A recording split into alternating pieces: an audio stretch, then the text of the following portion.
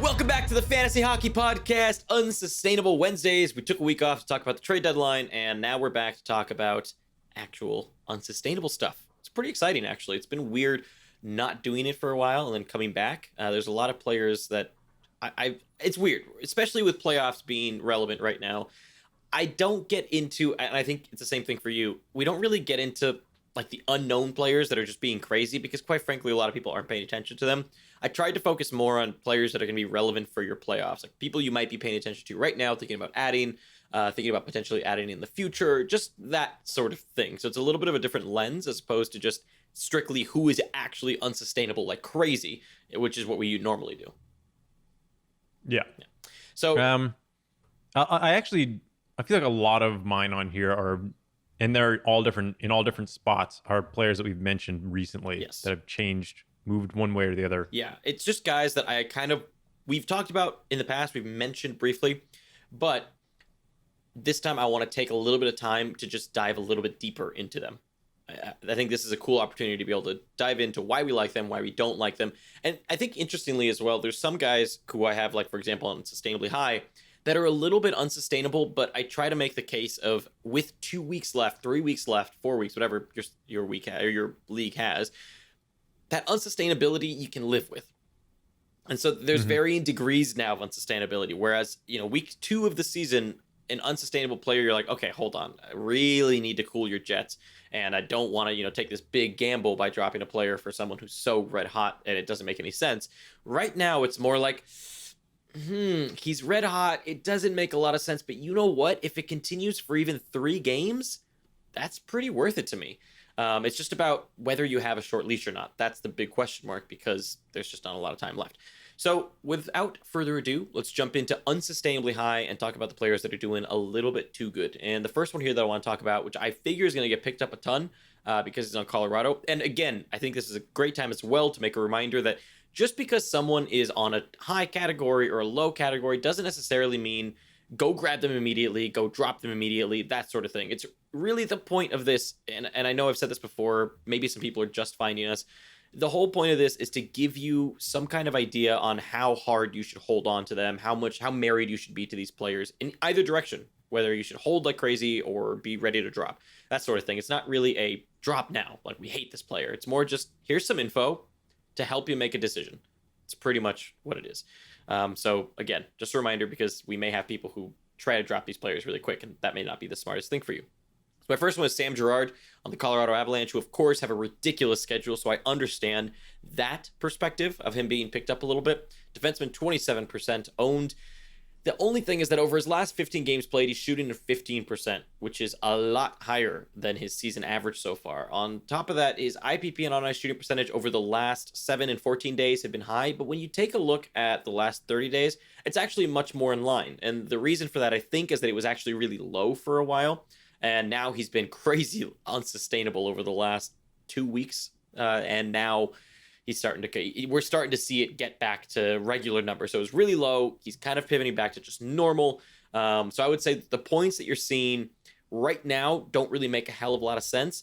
I understand why you're picking him up for the schedule, but I wouldn't necessarily have a long leash if what you're looking for is just points. I actually like him because Makar is out. While Makar's out, yes, but he's day-to-day. Yeah. So I didn't put too much stock into it when evaluating him here. Yeah, we'll see. My first one is Nikita Gusev, actually. A player I like for short term, but let's talk about it for a second. He's left wing, right wing, 22%. He's on a 6-game point streak, but he's only played over 15 minutes twice in that span of 6 games. Beyond that, he's usually playing about 14 minutes. Another problem with him is his power play usage isn't that high on a Devils team that doesn't really have a ton of offensive talent. It seems kind of strange. And his on-ice shooting and IPP are still pretty high for him. There's a lot of things pointing to possible regression. His shots lately have been nice, but I don't know. I think he's doing a little bit too much and getting a lot done on that power play in the short amount of time that he actually has on it. He's on if you look at his last week, he's on a 62 power play point pace, which of course is insane, but it just means he has 3 power play points in his last 4 games. It's too much. Yeah, I'd agree. And if you take a look at Jesper Bratt, he's also suffering from the same exact thing. And a lot of it is just from a very high on ice shooting percentage for both of them. And so there's a lot of goals for them to get in on, even though their IPPs look all right. That being said, I do like Nikita Gusev quite a bit here down the stretch while he's hot. He's a good hot hand bet, in my opinion. Yeah. My next one here is one of our favorite players. You may have heard of him before, Charlie McAvoy, defenseman, 77% owned. He's doing really well. I got to give it to him. He's playing really well, but he has 18% shooting over his last 14 games and versus 4% on the season. So shooting 18% right now over the last 14 games versus 4% on the season. That's a big, big increase that doesn't make a lot of sense.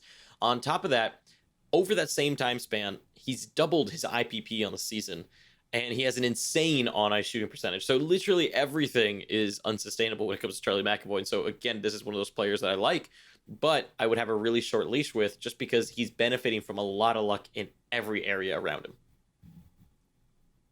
Yeah, I almost had him on here too. The funny thing about McAvoy is in standard cats leagues, I actually like him less now than I did before because the hits are gone. Yeah, but he doesn't have he's not as rounded out, and now, like I said, he's completely reliant on this unsustainability to bolster him. And I'm shocked that he's 77% owned still. I get that it's a Bruins team, and I think the other thing to remember is that when we talk about percentages, I'm not going to put that much stock into them because about half of all teams are inactive at this point, virtually. So once we get into playoffs, and so the swings in percentages are not going to be as big or as small as you would have expected from before. Okay, my next one here is actually another player that I do actually like, depending on the depth of your league, but Sonny Milano, left wing, 2%. The thing with him is, and we've talked about on the show, he's probably the only, in fact, he is the only, I would assume, 2%er or below that you can get that's going to be top line, top power play on any team.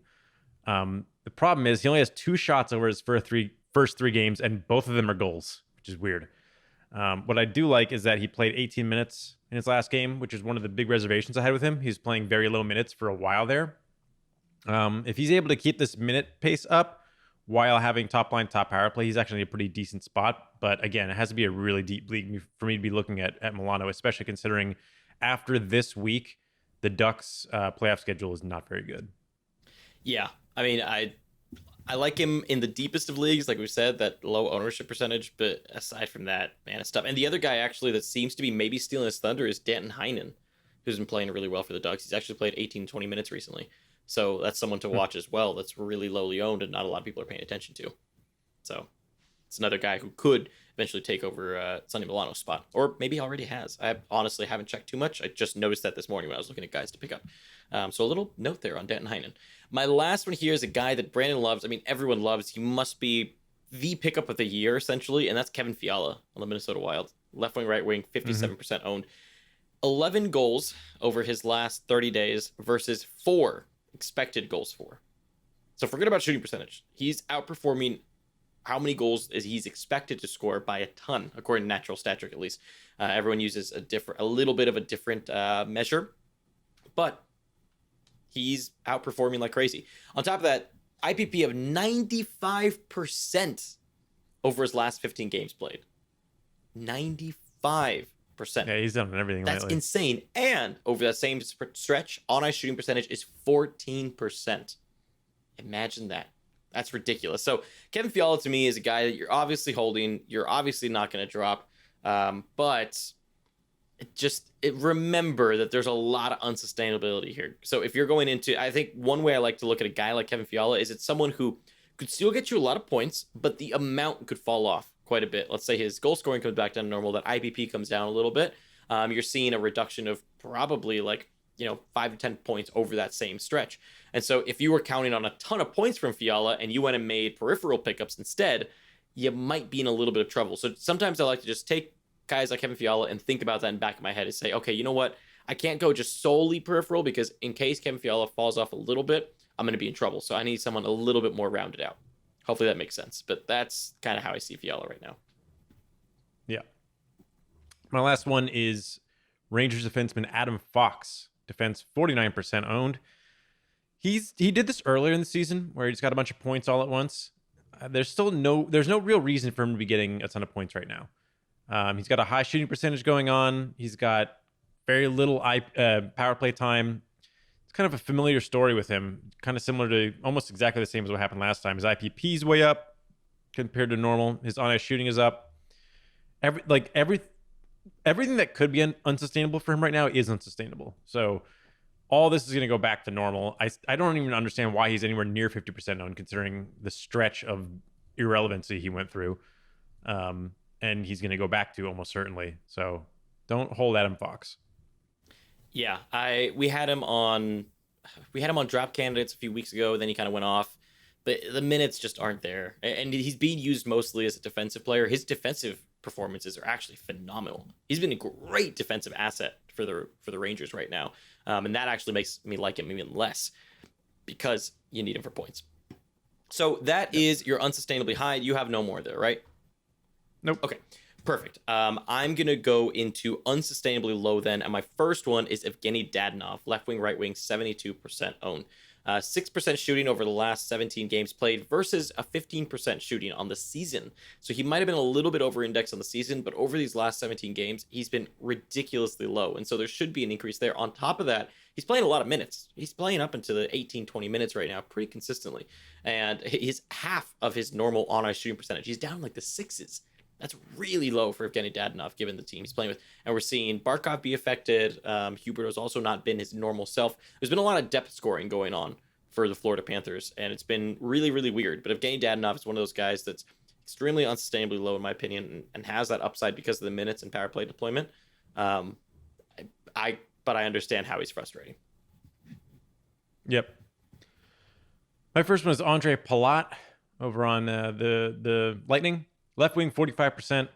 Pretty simple here. He's top line, top power play now.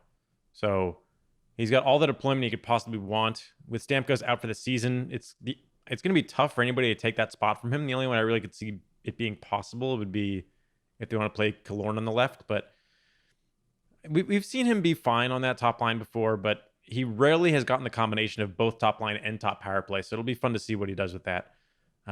Plus, his shots are, for him, pretty good lately, which has been kind of a struggling point for him, even when he was relevant this season. And his hits have been really good. So Palat is looking good and considering the Leafs schedule is actually decent for the rest of the season, he should be on your radar. Yeah, I mean, a lot of those, like we talked about, right, with Killorn, they're going to need secondary scoring, and people are going to have to step up. I don't think Ty Joe is going to be the one. I think it's between Palat and Killorn going forward.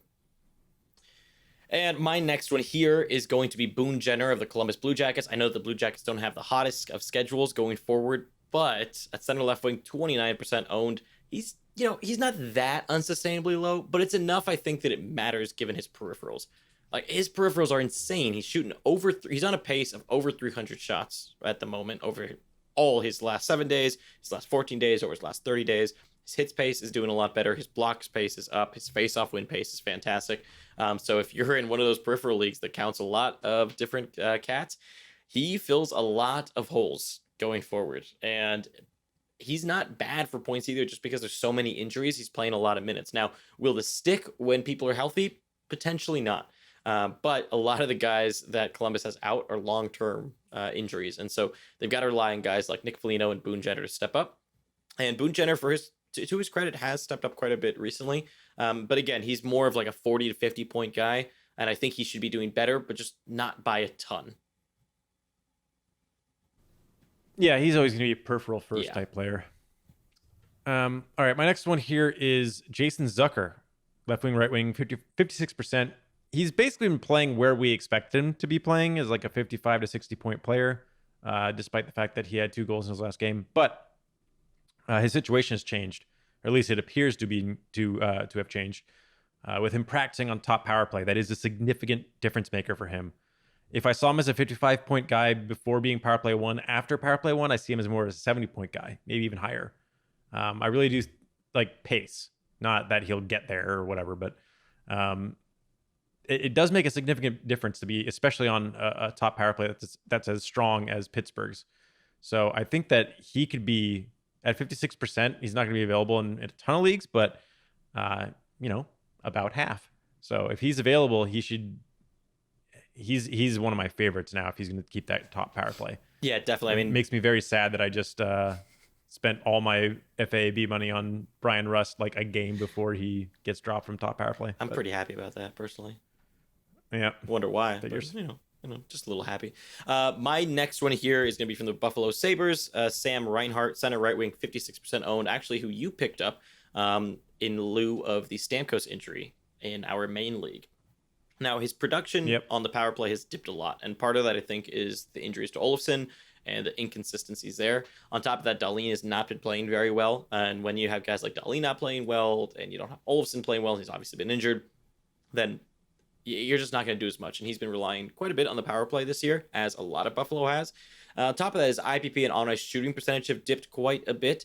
But with the minutes that he plays, you don't need a very big change in on-ice shooting percentage or IPP, especially if you see a dip in both, to really change your point totals. And so while he was on a 67-point pace on the season, still is on a 67-point pace for the whole season, over the last 30 days, it's more of like a 45-ish point pace. And I would like to see him get back up to that 60, but the thing is, I just don't know if Buffalo is good enough for that. The one I see the most difficult for him is on-ice shooting percentage. I'm not sure if that's the one that changes. And so I don't know. I like Sam Reinhart. I do think he's unsustainably low. Is that worth it? I'm not sure. Yeah. I only picked him up to hold him for now and see what happens, but hope for the best. My last one here is Alexander Barkov, center 99%. So another part of that top Florida line. Everything he's doing is in line, except for the points. He just has low IPP and low on-ice shooting. I don't really see any reason to be panicking, and clearly nobody is, considering he's still 99% owned. But maybe I should have put Yandel on here. I feel like Yandel's the one that people are starting to be worried about. But at any rate, I'm not overly concerned about any of the top offensive producers on Florida. They're just not getting very lucky lately. It's happened to them a few times this season too. It's not new. It's weird. It like I said, it's a lot of depth scoring right now, and they've had this happen quite a few times this season where the depth scoring takes over and these guys get in on nothing, and it's the most frustrating thing in the world. And that's pretty much what's happening right now. Okay, so now let's move into Sustainably High, guys, that I do like going forward a lot. And the first one we've talked about a lot, but I feel like I really need to talk about him again because I don't think people are really understanding how much I like this guy and you like this guy. Because I've seen a lot of questions where he's just kind of a toss-in and should I pick this guy up? And that's Duncan Keith, Chicago Blackhawks defenseman, 16% owned only. His minutes are up to 28 on average versus 24 minutes on the season on average. On top of that, his power play deployment is up to 72% of Chicago's power play time versus 40% on the season previously. His on-ice shooting percentage is ridiculous. I'll give him that. He's getting really lucky there, but his IPP is in line. And I can't think, especially this week with Chicago having such a great schedule, Chicago doesn't have a terrible schedule going forward through the playoffs. And as a defenseman, I mean, man, I replaced Trouba with him in a points league. Or I replaced him over I messed up the words there, but I dropped Trouba to pick up Duncan Keith. So that's, you did it right the first time. Did I really? I overthought it. Yeah. I doubted myself. Man, disappointing. But I dropped Trouba for him, and I felt really good about that. I wouldn't do that in a Cats league necessarily. But for example, I think he'd be a great swap for a guy like Adam Fox. If you've been holding on to Adam Fox forever, I really like Duncan Keith over him. And his peripherals have stepped up a lot, which in part is because his minutes have gone up by 4. That will help your peripherals all day. Yeah, for sure. My first one, I actually had Duncan Keith as well, is Dustin Brown, right wing, 27%. He is doing basically Brady Tkachuk stuff with his peripherals. His hits and shots lately have been absolutely unbelievable. And he's been getting the points as a result of it. He's playing over 20 minutes a game. He's top line, top power play. I've talked about him a few times now, but I really, really do like him as long as he can be playing in this role with this little bit of a whatever he's doing. But this obviously is not the week to pick him up as he's only got 2 games. But for the rest of the season, he's all right. It's just this particular week. I think they play Wednesday, Friday, though. So technically you could pick him up on Wednesday and be all right. But there's probably better options. Yeah, you can have some value. I mean, the only thing that bugs me about in positions leagues about Dustin Brown is that he's a right wing. That's the only thing that bugs me. Only. It sucks. If he weren't only right wing, I'd feel so much better. It's the same thing with Buchnevich. Love Buchnevich, but man, that right wing only just sucks because it limits what you can do with him. But I do like Dustin Brown a lot in positionless leagues. I'm trying to grab him, so that's gonna be one of the guys that I like a lot. Okay, my last one here. Well, not my last one. I have two more. Never mind. My second one, I guess. Matt Niskanen, defenseman, 55% out on the Philadelphia Flyers. I think it's time to just kind of buy in on that. Maybe this craziness is for real for a little bit. You know, it kind of reminds me of Tony DeAngelo when I was like, you know what, Tony DeAngelo's not for real, and he ended up kind of being for real. I don't really know what's going on. His on-ice shooting percentage is ridiculously high, 15% over the last 14 games. But he's been getting consistent minutes, okay power play deployment at around 30 to 40%, depending on the game. His IPP has dipped a little bit as of late. I want to, with all my soul, put him on Unsustainably High because that's what makes the most sense. But he's been like this for so long that, like the whole season. Yeah, so basically. like now in the playoffs, this is like I was saying at the beginning of the episodes, right? It's like Matt Niskanen to me is the exact example of a guy who normally I'd put on Unsustainably High all day. But when you get to the playoffs, he's the type of guy that you got to look at and say, I guess I'll just keep going with it. It's like Fiala. It's like, I can't do anything. I'm not going to drop him. I got to keep him. I mean, I'll grab him. But I need to know as well that he's unsustainable, but I'm going to bet on it. And that's kind of how I'm seeing Matt Niskanen. And the Flyers are red hot. They're clicking like crazy. It's like completely insane to me that on-ice shooting percentage is high, given how well they've been clicking recently and the win streak they're on. But again, unsustainably high to an extent, but man, he's been doing this so consistently with the minutes he's been getting that I think it's just time to buy in the playoffs. I definitely like Fiala a lot more than him. But no, yeah. I know. I'm saying it's the same thing where like you're depending on a lot of points from them. They're unsustainable, but you kind of have to buy in because what else can you do? My last one here is Kyler Yamamoto. Left wing, right wing, 34%. Seemed like he was going to be out for possibly the rest of the season, and then all of a sudden he's back less than a week later. So that's fun. But yeah, he's right back to his old ways, getting a golden assist. I still don't think he's got top power play, which we'd like to see that happen. But at 34%, and given how strong the Oilers' schedule is, I have a lot of Yamamoto shares. Even with knowing he may not be top power play, currently is not top power play. One of the rare players that at this point I'm willing to deal with that anyway. So yeah, there's nothing not to like about him right now except for the power play deployment. But so we got shots are there, points are there. We got a lot of questions of people asking us, would you drop Athanasiou for Yamamoto? Oh yeah, I think the answer now is even before he was moved off top line, I would have. Yeah, I mean now the order of operations is probably Yamamoto, Ennis, Athanasiou. I wouldn't even touch Athanasiou. I would take Archibald. I would take whoever is on the right wing of McDavid over Athanasiou at this point. Yamamoto, Ennis / Archibald, whichever one, doesn't matter, and then Athanasiou. I would maybe take Cassian over Athanasiou. He gives you more peripherals at least. I'm not even going to take Athanasiou. Like I wish I had known this because I picked him up in a few leagues. I'm glad I traded for him. Yeah. Whatever was worth it was I actually like Archibald more than Ennis if you're in a hits league. Yeah, they're both kind of somewhat equal to me.